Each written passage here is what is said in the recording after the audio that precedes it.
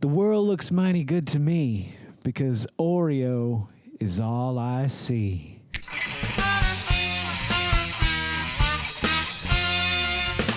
Greetings and welcome back to another Oreo-tastic episode of the Vodkast. I'm your host as always, Geycen Oreo Oliveira.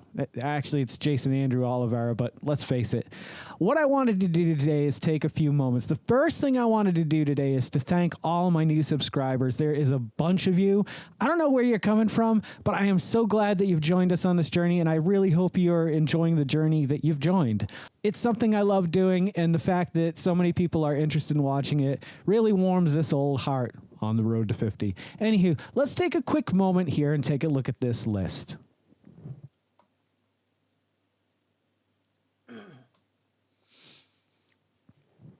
That list is a collection of 101 different Oreo flavors that I have reviewed here on the Vodkast over the course of the last 10 years. I had been meaning to create this list for a very long time. People had suggested it to me. They said, how many have you done? You know, do you have somewhere that you've kept them? And of course, I haven't. So yesterday I took the time, I put them all on a list, and I took all the scores. The only thing I didn't do, and I wish I had to, and now I'm going to have to go back and do, is add all the dates to these scores because I would like to know when I scored them.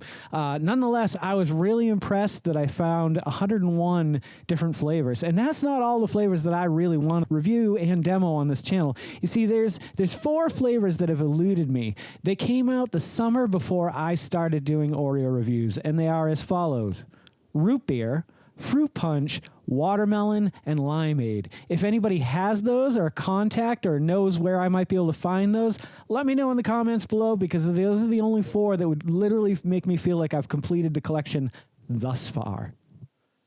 Obviously, Oreo isn't done making flavors. It's their moneymaker. It's what they do. They're known for this now. People look for this. It's a growing trend. Like when I first started this, I started watching a guy named Greg Miller. He works for Kinda Funny, and he did something called the Oreo Oration.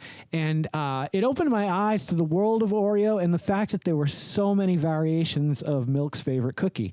And so for whatever it was that drew me one day, I believe it was the Reese's Peanut Butter Cup ones had just come out, and I was like, holy shit. That's something new and different. And from that day forth, I pretty much hunted down every flavor that was announced to be coming out, trying to get it as quickly as I could and review and demo it on the podcast for you guys before anyone else can. It's not an easy task. It forces me to get out of my comfort zone and get out there into the world and hunt out these Oreos. So let's take a quick look at this list here again. And I want to talk about a few flavors here, tell you a few stories about them, and then we will go over the top 10 really quickly here. So in the top 10, the one that really jumps out to me the most, and the top 10 is an interesting one because actually 8 and 9 are a repeat. I did it 9 years after it originally came out, the pumpkin spice, which is a 10. The top 10, oddly enough, there are 10 in the top 10. 2 of which happen to be pumpkin spice. So you could consider Fruity Crisp to be, or peanut butter and jelly, or Reese's Peanut Butter Cup to also be in that top echelon there, the top 10 at least. I had no idea that I scored at least 10% of all the reviews that I've done as 10s. I know that most of the scores are usually about a 7.5 and up. Oreo doesn't mess up. So top 10, the most important one, the one that jumps out to me the most, and the one that I have mentioned more than any other Oreo in any review or any video for that matter, is the toasted coconut Oreo.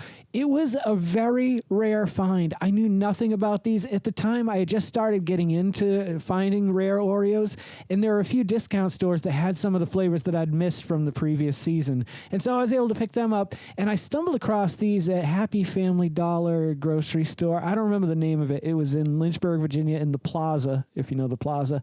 And in the Plaza, there was this cheap discount store, and they had these, and I thought they were actually another cookie that I was looking for, but as I approached the package, I'd never seen anything like it. It jumped out at me. I brought it home. If you've never seen that review, that really started my love of Oreo right there. Toasted coconut are my favorite. Neck and neck with the apple cider donut. When I tried those, I almost gave them an 11. I thought they were that good. But I've never been able to have the toasted coconut Oreos beside me to compare them to some of the other 10s. Most of the other 10s aren't even on the market right now. The only one that I can see right now is churro, and the Cakesters are two flavors that you can still get consistency. Pumpkin spice will most likely be coming back in the fall.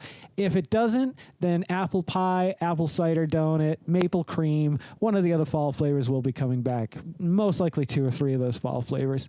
Okay, and coming in at number 81, it falls in at a score at 6.5. It is the Swedish Fish Oreos. These had a reputation for being gross. Nobody seemed to like them. I didn't hate them. I thought they were just a little bit above average for Oreo. They were unique. They're interesting, but it turned out to be, check out that review. It's probably one of my top 3 favorite Oreo reviews of all time. I just got nuts with it, and I ended up smearing the cream all over my face because it was the first cream that I found in an Oreo cookie that wasn't like their original just regular white cream. It's got some kind of a putty or a paste to it, and it really makes really good like war paint. So I covered my face in it, and it was a fun video. But not just that, just finding those was a tough thing because they had come out and people had started doing reviews for them, and I wanted to review them more than anything, and I couldn't find them. But me and my boys spent 2 days going from Kroger to Walmart to Food Lion, all the different Food Lions, Walmarts, Krogers in the area. And it was a day that I'll always remember because they were with me. And there's a lot of them at the beginning of the video. So that video means a lot to me now. Let's just go back and... we are going to destroy the earth. But do you remember what I'm trying to find? The penis oil. The penis oil. Fish Oreo. That's right. And the penis oil. The penis fish Oreos. Yeah.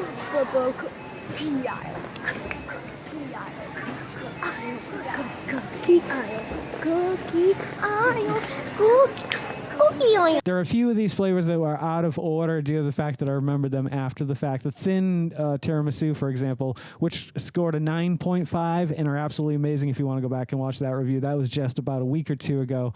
Actually beat out the original tiramisu Oreo. I had forgotten when I did the thin Oreo tiramisu review, I had totally forgotten that tiramisu regular Oreo was a flavor that they had released. So I went back and I watched that video and it ended up scoring a 9. So the thins I actually prefer to the regular tiramisu Oreo. And in that video, I stated, why hasn't Oreo done a regular tiramisu? I bet you it'd be way better. And lo and behold, it was just a little bit worse. Not by much, though. Let's take a look at the top 10 here. There's so many flavors, so many stories I could tell, so many that were come and go. Like those middle-of-the-road ones that are like 7.5 and lower, like they're rare. They're just forgotten. Even the lower ones. All right, let's take a look and see what the lowest scoring Oreos are. We'll look at the bottom 5 here. Okay, so the most stuff, which of course is just a ridiculous amount of cream, that was just like a cash grab. Let's see how many people want to buy these and review them on YouTube. Okay, the birthday cake, I don't know why it didn't do anything for me, but I gave it a 4.5. Wasn't a big fan. The most stuff, also a 4.5. The Ritz X, which they only made 1,000 of, and I was very lucky to get my hands on. Unfortunately, when I received the package, the plastic was open and they were completely stale. However, I did go back and I did a review of my own, which I ended up going out and buying Ritz crackers and putting peanut butter and then taking Oreo, obviously to assemble a Franken Oreo Ritz cracker type deal. And it was much better. The matcha tea, which was an import, I believe, from China, that came in as a 4. It did something really weird to my tongue. My friend Jess and I did a whole international Oreo review if you want to go back there and check it out. Really fun episode. And the very least favorite, coming in at a 3.5, was key lime. I've never liked key lime to begin with, but I believe these key lime, if I'm not mistaken, came in a chocolate cookie, which is really weird to have key lime and chocolate together. Sometimes pastries and fruit go together well. Even some tangy and sour type fruits go well with pastries, but in this case, it did not work for me. So now let's look at the top 10. Okay, so number 1 is obviously the toasted coconut. We got pumpkin spice. Maple cream was a flavor that I didn't even remember loving as much as I did, but I gave that as a 10. A recent and one that you can still find on the shelf right now is churro, and that came in at a 10. Cakesters you can also find on the shelf. They're the soft-baked versions of Oreos. Obviously, you don't get a full stack of Oreos in a package, but they're nice nice change of pace, and I prefer a soft cookie. I think you guys know that. Right, what else do we got here? Baskin-Robbins mint chocolate chip. I thought I didn't like that, but apparently I loved it because I gave it a 10. These are the things. Yesterday, I had to go back and skim through 103 videos to find the scores for all of them. And some of them I didn't even score, so I had to come up with what I was saying on the fly with what I think I would have scored it as. So this isn't 100% accurate, but it's pretty damn close. Number 9 was apple pie, and number 10 was apple cider donut, which actually number 10 is technically either number 1 or 2, but there was definitely an apple theme going on, and I believe it scored a 9.0, was the caramel apple, which is also a great cookie too. They're festive fall flavors. I don't think they've ever done a bad fall flavor. They're always pretty good. Their winter flavors, like peppermint bark, it's different, it's good. I think actually that might have scored a 9.5 as well, or a 9, high up there. It was strange to look at the scores now and think back and be like, wow, did I really like that cookie that much? Did I really hate that cookie that much?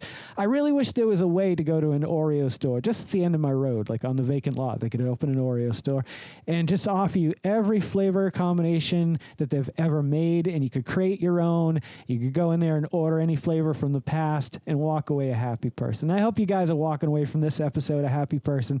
It's a long time coming. This is a 10-year-old video that's just been collected Oreo reviews over the last decade, and I really appreciate you guys being here and joining me on the journey. So if you guys are loving the content I'm creating as much as I love creating the content that you guys are watching, would you please consider liking, commenting, subscribing, sharing, and hitting the little bell icon? Hey, everybody, because it'll let you know every time I put out a new video. Don't forget to make somebody smile today and make yourself a better person tomorrow than you were today. Tomorrow, let's make the world spin a little bit happier and a little bit more Oreo.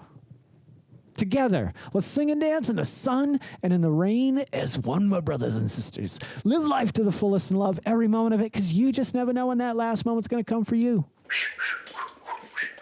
However, never live in fear of that moment. Always live in love, and never let your inner child die. Ooh-wee. Take care of yourselves, take care of one another, and take care of those around you who cannot take care of themselves, for they are the ones that need it the most. And if no one has told you today that they love you, the Vodkast loves you very much, just the way you are. All right, guys, do no harm. I'm Geycen Oliveira. This is the Vodkast, and I'll catch you guys a little bit further on down the road. Take care, my friends, and happy adventuring. Don't go to sleep with a catch it in your pocket.